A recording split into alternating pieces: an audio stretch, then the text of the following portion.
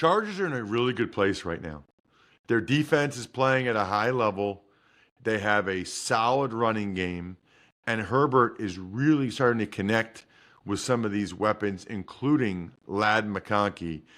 It would be asking a lot for the Titans to go on the road after an overtime game and go beat the Chargers the way they're playing. I don't see it happening. You're tuned in to the Ross Tucker Football Podcast, guiding your gridiron journey, none other than your host, former NFL lineman, Ross Tucker.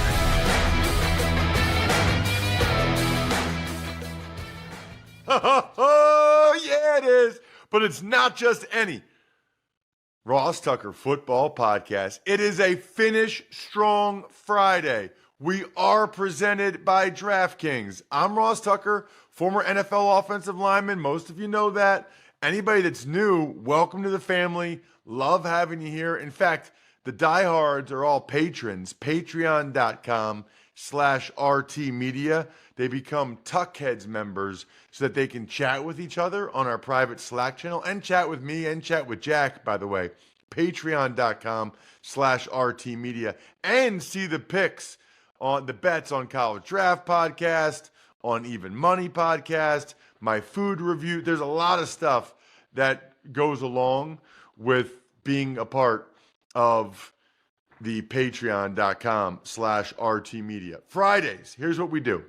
It's a Picks Friday. I give you my picks for every other game other than last night's game. I give you the winners, the people that went the extra mile this week to support the show in any way. And then it's a Finish Strong Friday because it's very important to me that I feel good about what I did this week on all of the podcasts, Even Money Betting, College Draft, which is college football and college football betting, Fantasy Feast, of course, fantasy football. And I'm a big believer that all of those other shows are terrific for you guys to be able to learn about football from a different way. And then I'll feel good about it all week long. We got to get to all the games. I'll give you my larceny lock.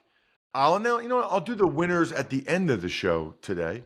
So if you have a chance to be a winner, make sure you're still listening at the end. Other than that, let's start with last night's game. It's going to be the big show. It's the Thursday night recap, and it's presented by Labatt Blue Light. You guys know how I feel about glorious Labatt Blue Light. I did not have Labatt Blue Light during the game because they didn't have it on the plane, but you can drink some Labatt Blue Lights this weekend with your friends and live life to the power of we. Always enjoy responsibly. Beer, Labatt USA, Buffalo, New York. It's big show time. The Big Show. Thursday night football was absolutely one of the games of the year. Here's what you need to know. Joe Burrow was incredible.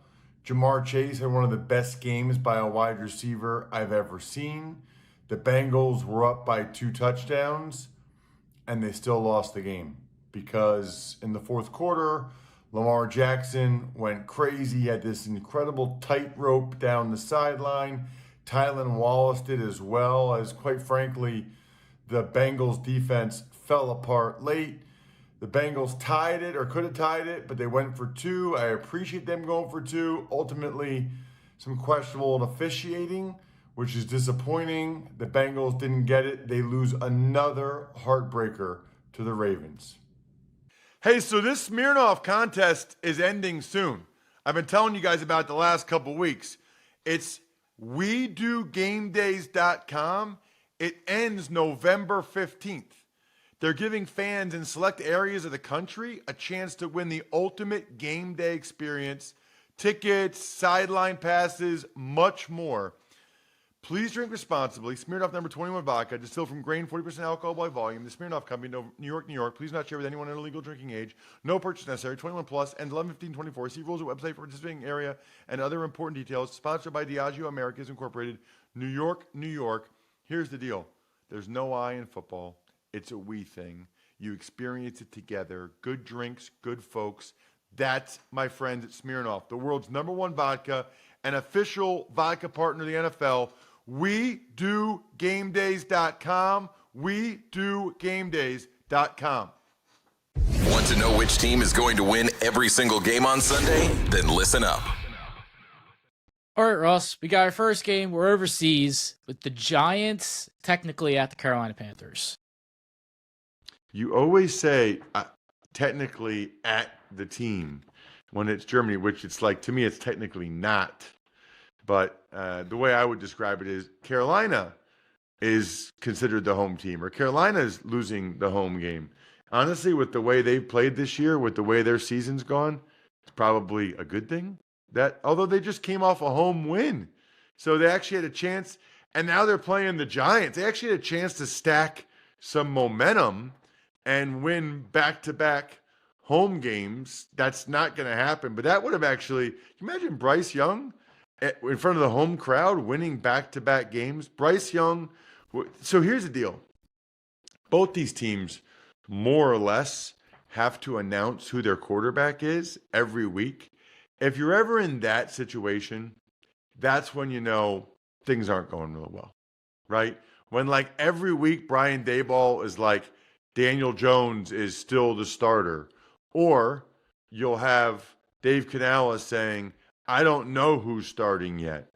Anytime you're in that situation, probably not the greatest situation, right? Probably not where you want to be as a team. You're probably not doing real well if that's what we're talking about. I think the Giants are the better team.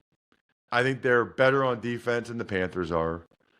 I don't know. Offensively, they're kind of about the same, which is not good for the Giants. I'll take the Giants to win the game just because they're better.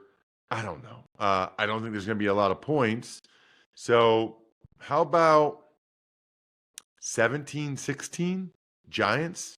Something like that. 17-16 Giants get their third victory of the year. This is more of a Power Rankings Tuesday topic, but really curious to see what the fallout from this season will be for the Giants. Got to battle the rookie quarterbacks, the Patriots. They're at the Bears. I'm really looking forward to this one. I mean, I think all of us, anytime rookie quarterbacks go head-to-head, it's fun to watch. And of course, even though we shouldn't really judge any player on a one-game scenario, and certainly not rookies and young players, that's exactly what everybody's going to be doing during this game, right? I mean, the whole game, people are going to be commenting on Drake May versus Caleb Williams, kind of like they did Caleb Williams versus Jaden Daniels, which, by the way, it's kind of hard to argue, right? Like, are there Bears fans arguing that Caleb Williams is playing better or is better than Jaden Daniels? I would find that hard to believe. I think that's a tough, very tough argument to make at this point. You just can't. But the crazier argument is that the way Drake May's been playing, I don't know, the Bears have a much better group around Caleb Williams than the Patriots have around Drake May, which makes Drake May playing pretty decently impressive. I don't think the Bears will lose this. They needed this badly. After those two losses in a row, they needed a get-right game, which is essentially exactly what this is against New England. I think the Bears kind of shake off this two-game losing streak, shake off the Hail Maryland, and they get a win. I don't think there's a ton of points. You know, the Bears' defense is good, and I just don't think the Bears' offense is clicking all that great right now. How about 23-16? Or maybe I'll go 20-14 Bears. Next, the Buffalo Bills. They're at the Indianapolis Colts. I'm going to go with the Bills. You know, I do think the Colts are going to surprise people in this one. I think they're going to have a bounce-back performance on offense that people are not expecting, but they're going to have it because everything was so bad Sunday night. Listen, that was the first start for Flacco since he was named the starter on the road against a really good Vikings defense. They didn't play well. You know, Jonathan Taylor's fumbling handoffs, whatever. I think that the Colts will play much better against the Bills. I think this actually ends up becoming a decently higher scoring game. This, in fact, Jack, to me will be similar to Bills-Dolphins this past Sunday. I think it's like that. Let's go. I'm still going to take the Bills. I just have more faith, and I say this a lot, but more faith late in the game in a guy like Flacco. I mean, I should say a guy like Josh Allen to make the critical plays, especially because he can do it with his legs. But I think this is an awesome game. I think it's 24-23 Bills. Really fun, cool, back and forth game that could go either way. Got the Cam Robinson revenge game. The Vikings, they're headed to Jacksonville. I mean, I guess he could have some revenge because he has to pay more in-state income tax now in Minnesota than he was paying in Florida. Other than that, though, he went from a really bad team that's not going anywhere to a really good team that has a chance to make a playoff run. So I don't think he's got that much revenge on his mind. This is always interesting, though. This is really tight because it's only been like 10 days. But I once, Jack, started for the Cowboys against Washington, I want to say a month after Washington had cut me. It's weird. I mean, those guys have been my teammates for a year and a half. I knew them, we were in the locker room and practice with them and sit in the cafeteria with them. And then next thing you know, I'm playing against them in an NFL game on Thanksgiving, no less. And they all know me and I know them and we're playing for keeps. And it's kind of a weird situation, but I guess you're a little bit used to it from practice, but still kind of weird. So for Cam Robinson, I said this on yesterday's show. Trevor Lawrence is banged up.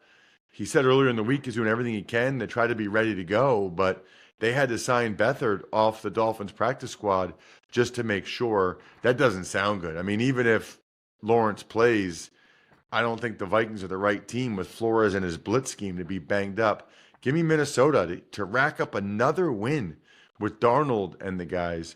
24-17 Vikings. Next up, the Kansas City Chiefs. They are hosting the Denver Broncos in a divisional battle. Wow, this spread has really changed. I look at the spread because I want to know if I'm doing any upsets or also for my lock of the week. I kind of know who the lock of the week is, but it's interesting to check out real quick. When we did this on the Even Money podcast, Jack, I took Denver +9 for 2 units. That game has now come down to Denver +7.5, which means, by the way, the Chiefs are a heck of a teaser leg if you're into that thing, down to -1.5 because they'll win because that's seemingly what the Chiefs always do. But I think short week for the Chiefs, overtime game against Denver that just got humbled and embarrassed. I think this will be a good game. I think it'll be a competitive game. I think it'll be a typical one-score win for the Chiefs. I think it's like 24-20, Kansas City. So good game. Next up, we got another divisional matchup, this time in the NFC South with the Falcons and the Saints. Oh, when the Saints come marching in. Oh, when the Saints come marching in with Darren Rizzi as a quarterback. Is that a Saints jersey, Jack? No, it's Pitt. LaShawn McCoy Pitt. How do you have a Pitt? Oh, LaShawn McCoy? Yeah, it's LaShawn McCoy Pitt jersey. If you don't mind me asking, how much does something like that cost? Oh, I don't know. I got this for Christmas in high school. But they're usually Nike, this type of jersey now. It's the standard Nike Eagles jersey, NFL jersey. It's 120. 120. So when you were in high school, LaShawn McCoy was good for the Eagles. So you asked for it, or your parents got you the Pitt jersey? Yeah, I just wanted it because it was cool. I mean, by the time I was in high school, LaShawn might already been with the Bills. He was with the Bills. Yeah, because I remember. Yeah, he got traded to the Bills when I was in middle school. Got it. So, all right. I like the Falcons. Now, the Saints are getting the new coach boost, and so that's something to keep an eye on.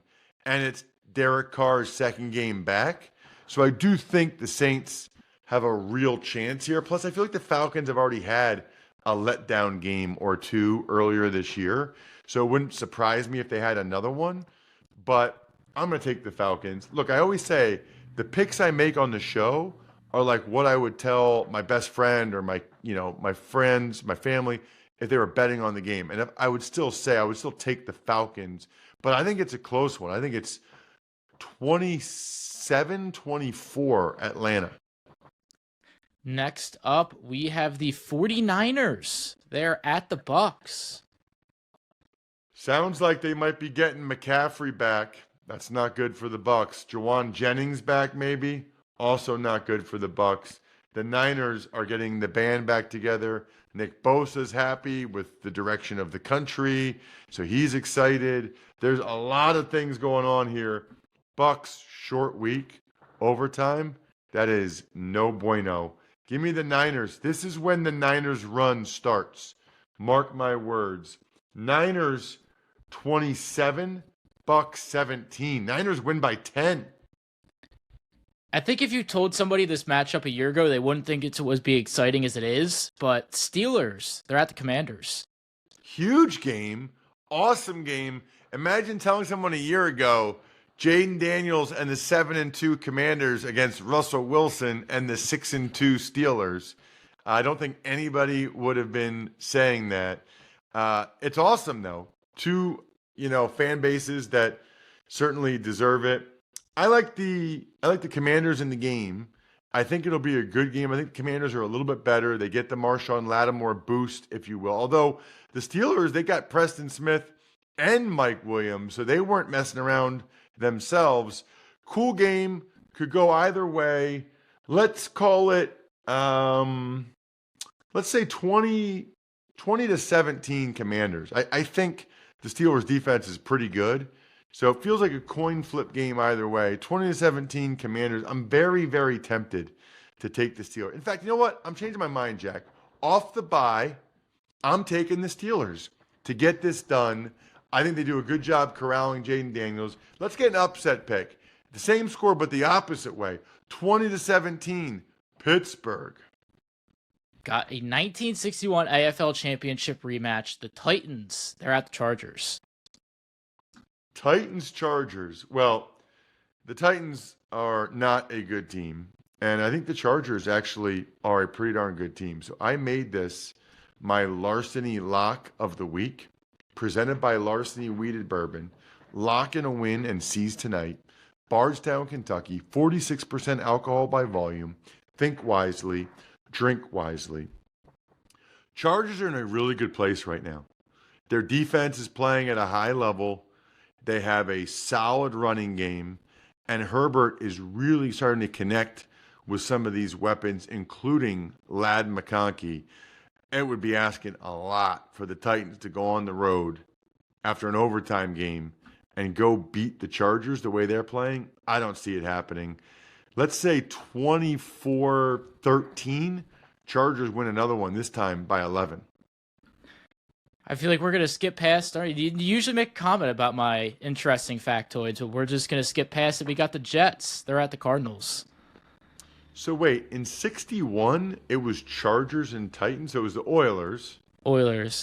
And Chargers? Yeah. I didn't even know the Chargers were around in 61. Oh, yeah. They were part of the NFL. I didn't know when the Chargers started. That Oilers team was loaded. They had George Blanda. Oh my gosh. It's you know what? It's cool. It really is cool that you know your history like that. George Blanda. Oh my gosh. George Blanda stopped playing before I was born, let alone you. I just know. Yeah, sorry, go for it. Now, Jets, Cardinals. I like, this is a tough one. I'm going with the Cardinals because they're playing at home and because they've been more consistent than the Jets. This feels like an absolutely true toss-up game to me that could go either way. And I mean, there's a reason why the spread is the Jets are favored by 1, but Cardinals at home. Cardinals have kind of found their groove now. Plus, the Cardinals are really good in these close one-scoring games. It feels like the Cardinals win all of those. So I'll expect that trend to continue. Fun game, close game. This is another one. How about 23-20? Another game-winning field goal from my Eastern PA boy, Chad Ryland. 23-20 Cardinals. The Philadelphia Eagles, they are at the Dallas Cowboys. How about them Cowboys? So Dak is out. Cooper Rush time. And I understand why, because Mike McCarthy knows he can win some games with Cooper Rush, and he's trying to win as many as possible to keep his job. I would just say, like, it feels unlikely McCarthy's going to keep his job almost regardless. Like, what would McCarthy have to do? This is the last year of his contract. What would he have to do to get them to keep him? I just don't see that happening. I don't see that being the case. If I was the Cowboys organization, I think I'd rather kind of see what you have in Trey Lance. But they already just gave Dak that contract, so he's their guy long term.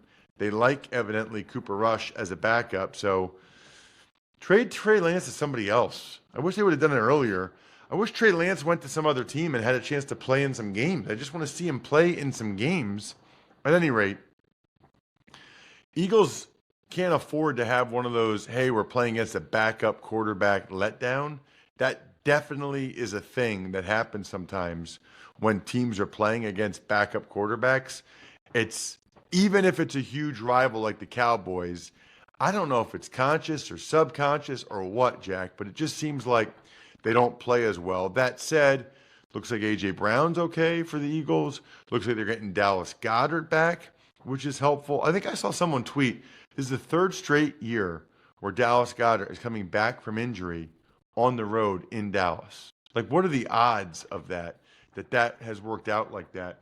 I like the Eagles to win the game. I do think it will be a competitive game. I do not see the Eagles blowing them out right now.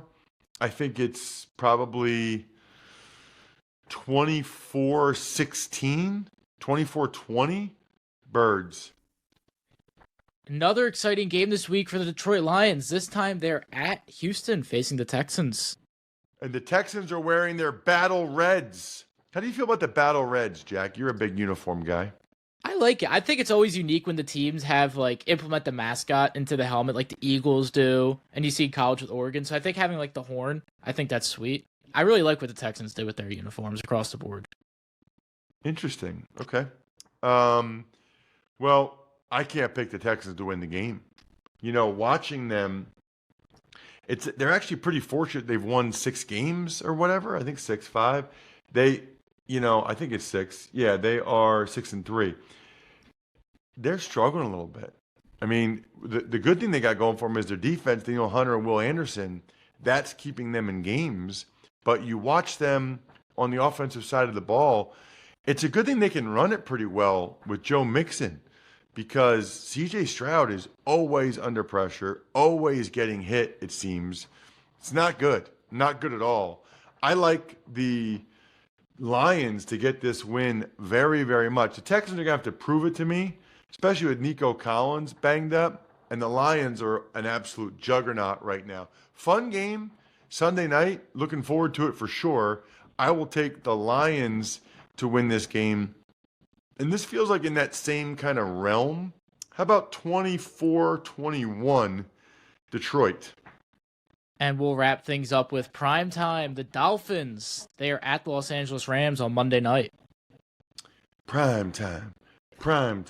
Well, listen, the Dolphins did not trade anybody at the trade deadline, right? So some of these other teams that are not good, the Raiders have had trades, the Patriots have had trades, the Browns had multiple trades, the Titans have had trades, the Browns, the Jaguars have had trades. The Dolphins are the only 2-win team to basically say, nope, we like what we got. We still think we have a chance. And I guess I respect that. It's a long haul. I mean, it's an uphill climb for them for sure at this point. It's interesting, though, because the Rams are only favored by 1 point. It feels like this game could go either way. My issue is I do think it'll be a close game. The Rams have found a way, it seems like, to win a lot of these close games, and that's not the case with the Dolphins. Now, is it a law of averages thing where the Dolphins have just lost back-to-back close games and they're due to win a close game, and the Rams are due to lose one, or not? Call it a feeling. I don't know. I think this is like the last-ditch effort for the Dolphins. I think they win the game. I think, are they underdog? Yeah, 1 point, but they're underdogs. So a third one, underdog. I'm taking the Dolphins to get this win. I think it's 27-24. I think it's a fun back and forth game with Tua and Stafford, but I like the Dolphins. Miami Dolphins, Miami Dolphins, Miami Dolphins get the win. Love that. Love those of you that go the extra mile to support the show, like James Eimer. He sent me an email of his review of the Fantasy Feast podcast. That counts. You rate and review any show on Apple Podcasts, forward it to me, ross@rosstucker.com. That counts. So, James, send me an email, another one, this time with your address. If you have a preferred press pass, you can send it to me. I can't promise anything, but ross@rosstucker.com. The same with Andrew Shute, who he went ahead and he sent me a picture of him drinking Larceny bourbon. That's like the second one in the last couple of weeks. Larceny bourbon. You guys are either you're already drinking it or me talking about Larceny bourbon has pushed you guys over the edge. So congratulations to you, Andrew. Again, email me, ross@rosstucker.com. And then the YouTube shout out goes to DanJ7 on youtube.com/RossTuckerNFL. He liked the Ray Davis interview and made a comment about it on YouTube. So what you get, Dan J, is you email me, ross@rosstucker.com, with who you want a video shout out for. I'll do a video on my phone and email it to you, unless you'd rather have like a signed Bills press pass or something because you're probably a Bills fan. I can do that for you as well. Other than that, I think we're done here. Thanks for tuning in to the Ross Tucker Football Podcast. Make sure to also check out Even Money, Fantasy Feast, and College Draft, all on the DraftKings Network, YouTube, or subscribe to the podcast on your favorite platform. Shout out myfrontpagestory.com. You know how I feel about it. It's the greatest ever. Backofficescheduler.com, humanheadnyc.com, Sportico